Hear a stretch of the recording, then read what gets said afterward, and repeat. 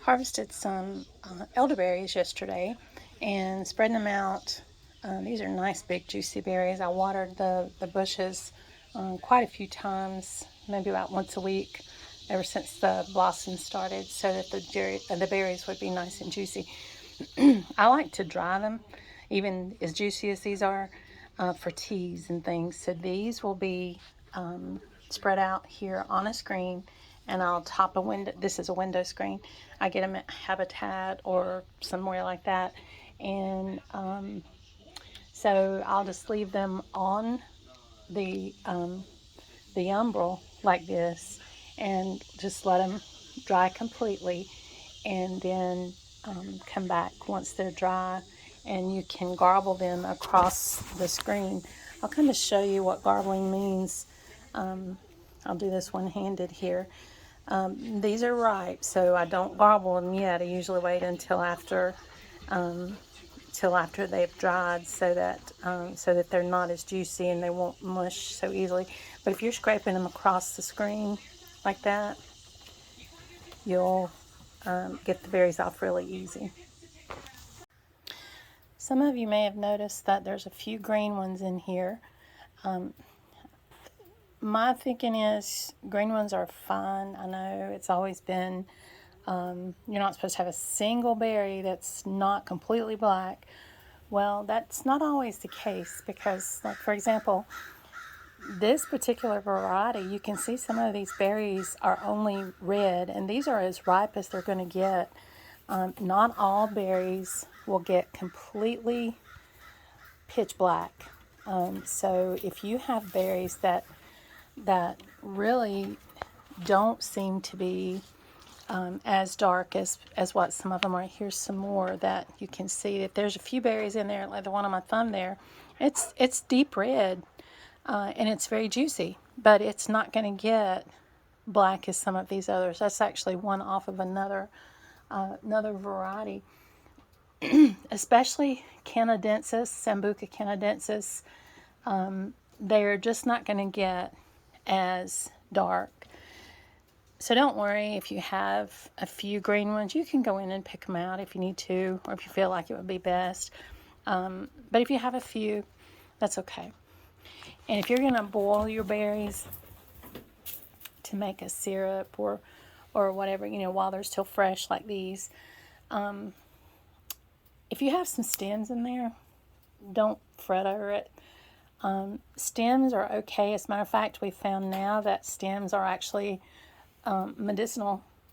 But if you have some tiny little stems in there, like these little guys, if they break off in there, don't worry about it. I mean, you take off this long portion here, but don't just go super crazy trying to get every single little stem out, because it's just not necessary. You're going to cook the berries anyway. Stems are okay if they are cooked, so you've got that covered. You're not going to have to worry about it. These would be perfectly fine boiled, but quite frankly, lids are too expensive for me to be making canned syrup nowadays. And I can take and put these berries in any tea that I like, especially a fruit tea or a fruit leaf tea, like, say, peach leaf or mint tea even. I tend to like a hawthorn all winter. I will have my hawthorn tea with lemon and honey, just because I like it.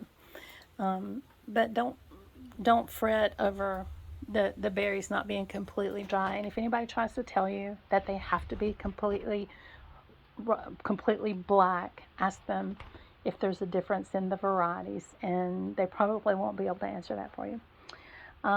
Let's go look at some. I'm going to go out to my patch of elderberries so that we can look at them and actually just see how they look on the bush.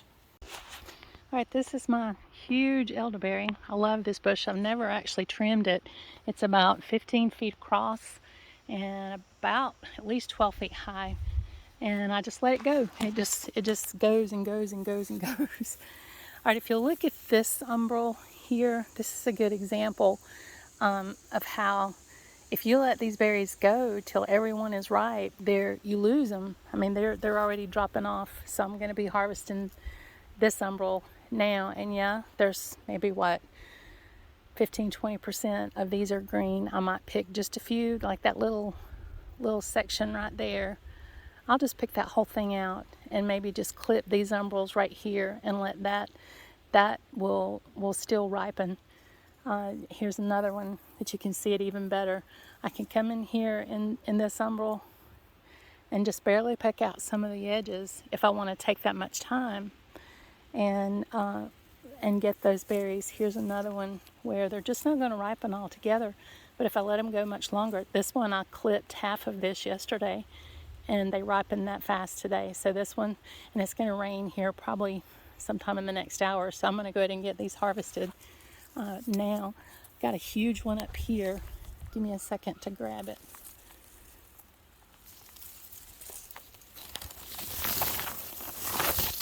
Sorry, didn't mean to make you dizzy.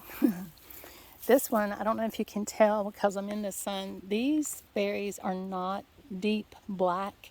They are only red. That little section right there is black. But over here, there's berries that are completely ripe. So I'm going to go in and clip out these so that you can see now that some of those in the very center are still green. So I'm not going to pick those. I'm going to just like clip off right there and leave this section in the center. Clip it off right there probably. Leave this section in the center to finish turning ripe, and I'll get those tomorrow. Got our work cut out for us here.